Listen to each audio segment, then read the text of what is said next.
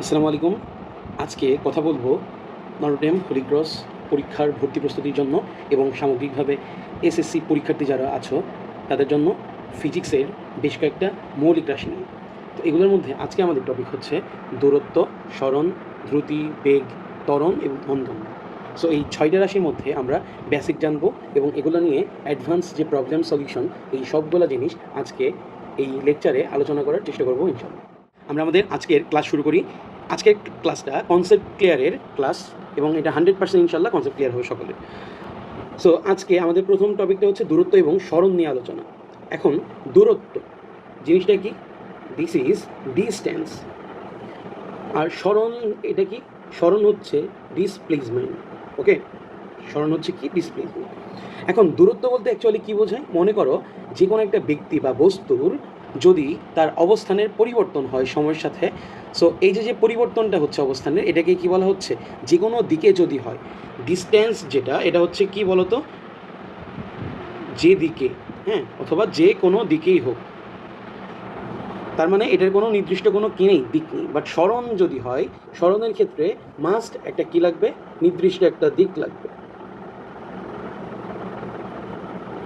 নির্দিষ্ট একটা দিকে দূরত্বের পরিবর্তনকেই কী বলা হয়? অথবা অবস্থার পরিবর্তনকেই কী বলা হয়? সরণ বলা হয়। এখন আমরা যদি এই চিত্রে একটু খেয়াল করি, চিত্রে খেয়াল করলে আমরা দেখতে পাবো যে মনে করো যে এই বিন্দুতে একটা ব্যক্তি আছে।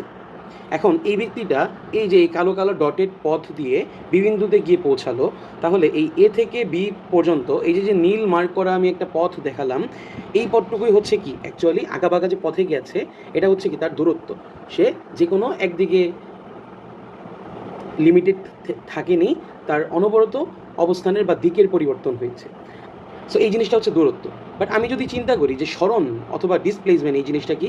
সরণ এটা পরিমাপ করতে সবচেয়ে সহজ একটা সূত্র আছে, এটা হচ্ছে যাত্রা বিন্দু এবং গন্তব্য বিন্দুর মাঝামাঝি যে লম্ব দূরত্ব, ঠিক আছে, মাঝামাঝি যে লম্ব দূরত্ব। তাহলে আমি যদি চিন্তা করি এ হচ্ছে আমার যাত্রা বিন্দু, এই বিন্দুটা, এবং বি হচ্ছে আমার গন্তব্য বিন্দু।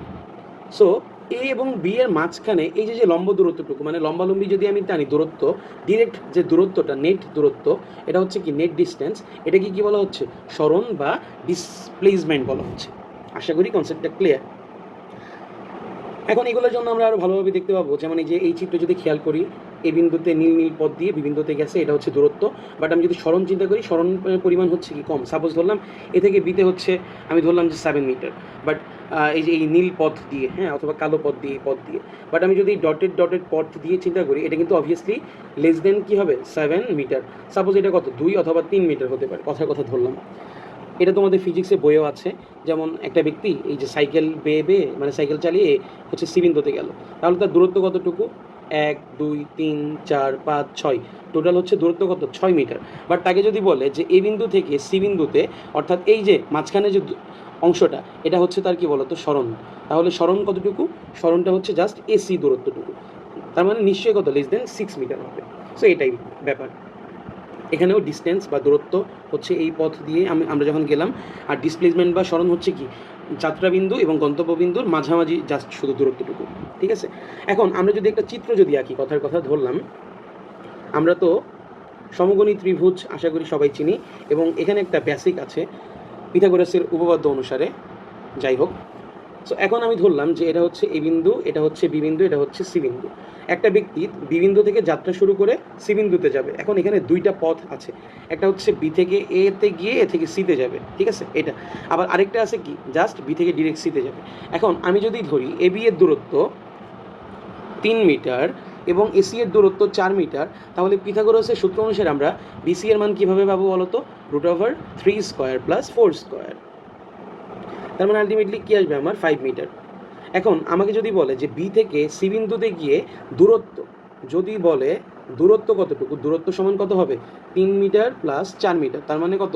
7 মিটার। আর যদি সরণের কথা বলে তাহলে ডিরেক্ট দূরত্ব, তার মানে বি থেকে সি, বিসি দূরত্বটাই আসলে কি বলতো? সরণ, বা যেটা হচ্ছে কি 5 মিটার। তার মানে আমরা দেখতেছি যে অবভিয়াসলি সরণের যে পরিমাণ, এই পরিমাণটা অবশ্যই দূরত্ব থেকে কম হবে গতানুগতিকভাবে চিন্তা করলে। সো এই চিত্রে এটা, এই কনসেপ্টটা আমাদের ক্লিয়ার হয়ে গিয়েছে।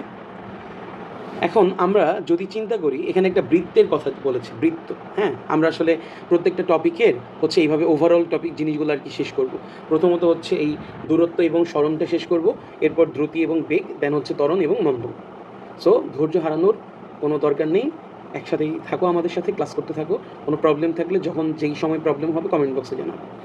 আচ্ছা, এখন আমাকে বললো যে এ সি বি এর স্মরণ কতটুকু এবং এসিবি এর দূরত্ব কতটুকু। তাহলে আমরা যদি এই জিনিসটা যদি বৃত্তের মধ্যে যদি আঁকি, এই যে এটা হচ্ছে এই অংশটা, ফুলটা হচ্ছে কি বলতো, এই যে নীল মার্ক করা, এটা হচ্ছে কি বলতো, দূরত্ব, দূরত্ব, ঠিক আছে, দূরত্ব। এবং আমাকে যদি বলে যে এসিবি এর স্মরণ কত, স্মরণ, তাহলে স্মরণ কোনটুকু হবে, এই যে অংশটা, এই যে এভাবে যে মার্ক করা অংশ, এই যে এসিবি এর স্মরণ কোনটা, এবি হবে, ঠিক আছে। এসিবি এর স্মরণ কোনটা বলো তো, এবি। এখন আমরা দেখতেছি যে একটা বৃত্তের ব্যাসার্ধ দেওয়া আছে 7 মিটার, এবং আমরা জানি কি এখানে এবি একটা ব্যাস, তাহলে এবি সমান কি ব্যাসার্ধের দ্বিগুণ, তার মানে কত, 7 দুগুণে কত বলো তো, 14 মিটার, ঠিক আছে। Clear concept? এটা হচ্ছে কি স্মরণ। সো আমার স্মরণ হচ্ছে এবি সমান 7 ইন্টু 2 কত, 14 মিটার। এখন আমাকে যদি বলে যে এ সি বি এর দূরত্ব কতটুকু, তাহলে আমরা কীভাবে বের করতে পারি? এখানে আমাদের কোন কনসেপ্টটা কাজে লাগবে বলো তো?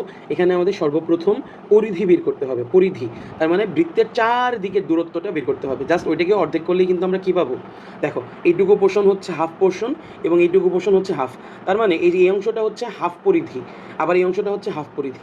তার মানে আমাকে যদি বলে যে দূরত্বের কথা যদি বলে, আমাকে যদি দূরত্বের কথা বলে, তাহলে কি হবে, হাফ ইন্টু পরিধি যদি বের করি তাহলেই কিন্তু কি হয়ে যাচ্ছে, তাহলে হাফ ইন্টু পরিধি সমান কি 2πr, এখানে 2 কাটা গেলে আলটিমেটলি রেজাল্ট কত, πr, আর এর মান 7, তাহলে কত, 7π মিটার। এটা হচ্ছে কি দূরত্ব। Concept clear? এই জিনিসগুলো নিয়ে আমরা হচ্ছে নেক্সট, তোমরা যদি ক্লাস চাও সো এটা নিয়ে ডিটেলস আলোচনা করব। সো আমাদের কিন্তু আলটিমেটলি দূরত্ব এবং স্মরণ এই দুইটা টপিক কিন্তু হয়ে গেল, এবং এদের মধ্যে পার্থক্যগুলো বুঝলাম যে কি, একটা হচ্ছে ভেক্টর রাশি এবং একটা হচ্ছে কি স্কেলার রাশি। সো ভেক্টর এবং স্কেলার রাশির ক্ষেত্রে অবভিয়াসলি একটা মান থাকবে, আর ভেক্টর রাশির ক্ষেত্রে মান প্লাস দিক থাকবে। Clear concept? সো আমরা একটা জিনিস খেয়াল করব, এটা হচ্ছে কি, একটা হচ্ছে আমার ভেক্টর রাশি, আরেকটা হচ্ছে আমার স্কেলার রাশি। ভেক্টর রাশির ক্ষেত্রে অবভিয়াসলি মান তো লাগবেই, প্লাস হচ্ছে কি লাগবে, দিক, এই দিকটা হচ্ছে মোস্ট ইম্পর্টেন্ট। আর স্কেলার রাশির ক্ষেত্রে জাস্ট শুধু কি লাগবে, মান। যেমন আমাকে যদি বলে যে আমার বাসা থেকে আমার স্কুলের দূরত্ব হচ্ছে 10 মিটার, ওকে, এখন কোন দিকে দূরত্ব বা কোন দিকে কীভাবে যাব, কি করব, আমরা কিছুই জানি না। তুমি যদি একটা অপরিচিত মানুষকে তোমার স্কুলের বা তোমার বাসার যদি পরিচয় বলো, তুমি কীভাবে বলবা যে এখান থেকে 7 মিটার সামনে যাবেন, দেন হচ্ছে তারপরে বাম দিকে 2 মিটার গিয়ে সামনে 2 মিটার, এইভাবে বলবা। তার মানে অবভিয়াসলি কিন্তু কি, যে ডান বাম অথবা উত্তর দক্ষিণ পশ্চিম, সো এই জিনিসগুলো নিয়ে তোমাকে কিন্তু আলাদা করে বলা লাগতেছে। সো ওই ক্ষেত্রে কী হবে, জিনিসটা স্মরণ হয়ে যাবে বা ভেক্টর রাশি হবে। তার মানে আমরা যে হচ্ছে গতিবিদ্যার যে মূল রাশিগুলো দেখবো, যেমন দূরত্ব, স্মরণ, দেন হচ্ছে দ্রুতি, বেগ, এরপর হচ্ছে ত্বরণ, মন্দন। সো এই জিনিসগুলোর ক্ষেত্রে ভেক্টর এবং স্কেলার রাশির কনসেপ্টটা খেয়াল রাখা লাগবে। আমরা যদি চিন্তা করি যে দূরত্বের ক্ষেত্রে জাস্ট কি লাগবে, একটা মান লাগে, তাহলে আমরা কি পাচ্ছি, আমরা পাচ্ছি এখানে স্কেলার রাশি কি আছে, দূরত্ব একটা স্কেলার রাশি, এবং সময়ের সাথে দূরত্বের যে পরিবর্তন, এটাকে আমরা কি বলি, দ্রুতি, একটা স্কেলার রাশি। এবং ভেক্টরের ক্ষেত্রে যদি আমি যাই, ভেক্টরের ক্ষেত্রে মান প্লাস দিক লাগবে, তাহলে আমরা জানি দূরত্বের ভেক্টর রাশি কোনটা, স্মরণ, এটা হচ্ছে একটা নির্দিষ্ট দিক থাকে স্মরণের। এবং দ্রুতির ভেক্টর রাশি কোনটা বলতো, বেগ। সো এই জিনিসগুলো আমরা খেয়াল করব।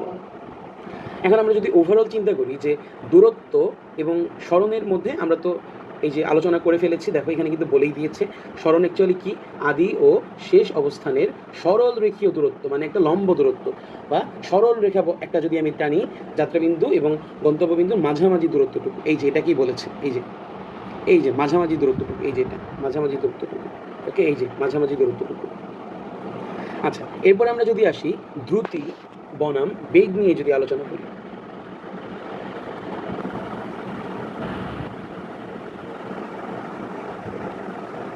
আচ্ছা, দ্রুতি জিনিসটা কি বলতো, দ্রুতি হচ্ছে সময়ের সাথে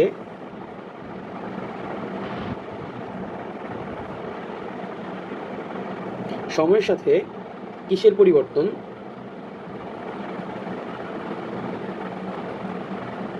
দূরত্বের পরিবর্তন। সো আমরা আরেকটা জিনিস বলা হয়নি, এটা হচ্ছে দূরত্বকে আমরা লিখি কিভাবে? ডি দিয়ে, সরণকে লিখি এস দিয়ে, এবং দ্রুতি ও বেগ দুইটাকে আসলে ভি দিয়ে লিখি। জাস্ট অ্যাকচুয়ালি তার মানে আমি কি বুঝলাম, যে দ্রুতির ক্ষেত্রে দ্রুতি যেটা, এটাকে আমরা যদি লিখি যে ভি দিয়ে যদি লিখি, তার মানে দূরত্বের পরিবর্তন। তার মানে নিচে কি থাকবে? হরে কি থাকবে? টি থাকবে, এবং উপরে কি থাকবে? দূরত্বর ডি। সো এটা হচ্ছে ব্যাপার, দূরত্ব ডিভাইডেড বাই কি বলতো? সময়। আচ্ছা, বেগ জিনিসটা কি? এটা হচ্ছে সময়ের সাথে সরণের পরিবর্তন। এটা হচ্ছে কি? সরণের পরিবর্তন। কিন্তু এখানে আরেকটা ব্যাপার আছে, এটা হচ্ছে কি? একটা নির্দিষ্ট দিকে, নির্দিষ্ট দিক থাকা লাগবে। তার মানে সময়ের সাথে সরণের পরিবর্তন, এটাকে অ্যাকচুয়ালি ভি দিয়ে প্রকাশ করা হয়। সো ভি সমান হচ্ছে কি? সরণ। তার মানে সরণ বাই সময়, তার মানে অ্যাকচুয়ালি কি? S by T. ঠিক আছে? সো এটা হচ্ছে আমাদের ব্যাপার। এখন পরিবর্তন বোঝানোর জন্য এখানে delta D divided by delta টিও লেখা যায়, আর এখানেও তুমি লিখতে পারবা delta S divided by delta T, এটাও লিখতে পারবা। So no matter. এখন আমরা যদি চিন্তা করি যে দূরত্বের যে একক, আমরা জানি কি? মিটার। সরণের এককও মিটার, আর সময়ের একক কি বলতো? সেকেন্ড। আমরা যদি বেগের ক্ষেত্রে চিন্তা করি, বেগের ক্ষেত্রে লবে কি থাকে বলতো? আমি যদি একক বের করতে চাই, আমাদের লবে থাকবে দূরত্বের যে একক। দূরত্বের একক কি? মিটার। এবং সময়ের একক কি? সেকেন্ড। তার মানে আলটিমেটলি কি হচ্ছে? মিটার পার সেকেন্ড অথবা মিটার পার সেকেন্ড, এভাবে আমরা লিখতে পারবো। আর হচ্ছে বেগের ক্ষেত্রে কি? বেগের ক্ষেত্রেও সেম, কারণ কি? সরণের এককও মিটার, আর হচ্ছে সময়ের একক তো second, so metre per second ultimately. ঠিক আছে? সো এই জিনিসটা একটু খেয়াল করবা। তাহলে কিন্তু আমাদের দ্রুতি যেটা, সময় সাপেক্ষে অতিক্রান্ত দূরত্বের হার, এই জন্য হরে আছে টি এবং লবে আছে কি? দূরত্ব। আর বেগ যেটা, এটা কি? নির্দিষ্ট একটা দিক থাকা লাগবে। তার মানে এখানে কি বলতো? সরণের পরিবর্তন বা সরণের হার, সময়ের সাথে সরণের পরিবর্তনের হার। ওকে? সো এই জিনিসটা আশা করি মনে থাকবে তোমাদের। আচ্ছা, এরপরে আমাদের যে রাশি আছে, এটা হচ্ছে কি বলতো? ত্বরণ অ্যান্ড মন্দন।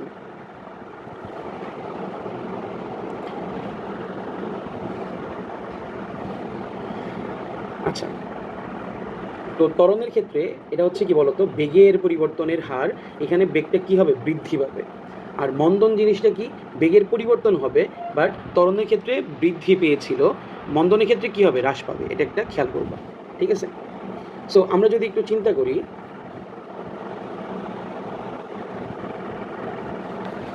ত্বরণটা তাহলে কি? ত্বরণকে আমরা লিখি অ্যাক্সেলারেশন। সো এতে ত্বরণ সমান বেগের পরিবর্তন, তার মানে শেষ বেগকে আমরা ভি দিয়ে লিখি এবং আদি বেগকে লিখি ইউ দিয়ে। তার মানে আমাদের লবে কিন্তু কি? বেগের পরিবর্তন। আর ত্বরণ মানে কি? বেগের পরিবর্তনের হার। সো হার বের করতে আমাদের কি করতে হবে? সময় দিয়ে ভাগ করতে হবে। তার মানে আমি আলটিমেটলি কি লিখতে পারি? Delta V divided by delta T. এখন আমি যদি একক বের করতে চাই, একক বের করতে হলে উপরে হচ্ছে বেগের একক কি হবে? মিটার পার সেকেন্ড, আর নিচে হচ্ছে সেকেন্ড। তার মানে আলটিমেটলি একক কি? Metre per second square. ঠিক আছে? এটা হচ্ছে কি? ত্বরণের একক। আর মন্দনের ক্ষেত্রে কি হবে? আমি শেষ বেগ মাইনাস আদি বেগ করব সময়ের সাথে। কিন্তু এখানে মন্দন, এই যে মন্দন, এই মন্দন কথাটাই কিন্তু কি? নেগেটিভ লুকায়িত আছে। তার মানে মন্দন জিনিসটা কি? ঋণাত্মক ত্বরণ। তার মানে নিশ্চয়ই কি? এর একটা, মনে করো একটা ব্যক্তির দৌড়াচ্ছে, তার হচ্ছে ধরলাম এ বিন্দুতে হচ্ছে একটা ব্যক্তি যদি বেগে চলে, 10 মিটার পার সেকেন্ড বেগে চলতেছিল, সে হচ্ছে বি বিন্দুতে গিয়ে 0 মিটার পার সেকেন্ড হয়েছে, তার মানে থেমে গিয়েছে। থামলে তো বেগ শূন্য হয়ে যাবে। তার মানে বেগের পরিবর্তন কত? 0 মাইনাস 10। তার মানে কি? এটা শেষ বেগ ভি, আর এটা হচ্ছে আদি বেগ ইউ। সময়ের পরিবর্তন করলাম কত? Ultimately 10 metre per second square হয়ে গেল। মাইনাস মাইনাস থাকবে অবভিয়াসলি, এটা এটা কি থাকবে? Minus 10 metre per second. তার মানে আমি যদি বলি যে ত্বরণ হচ্ছে কত? Minus minus 5 metre per second. But যদি বলি মন্দন, যদি বলি মন্দন বললে তখন কিন্তু মাইনাস বলা যাবে না, কারণ মন্দনের মধ্যেই নেগেটিভ জিনিস লুকায়িত। তখন মন্দন কি হবে? 5 মিটার পার সেকেন্ড, নট -5। এটা একটু খেয়াল করবা। এখন আমরা যদি একটু চিত্র আঁকি, সাপোজ ধরলাম একটা আমরা গ্রাফ আঁকলাম।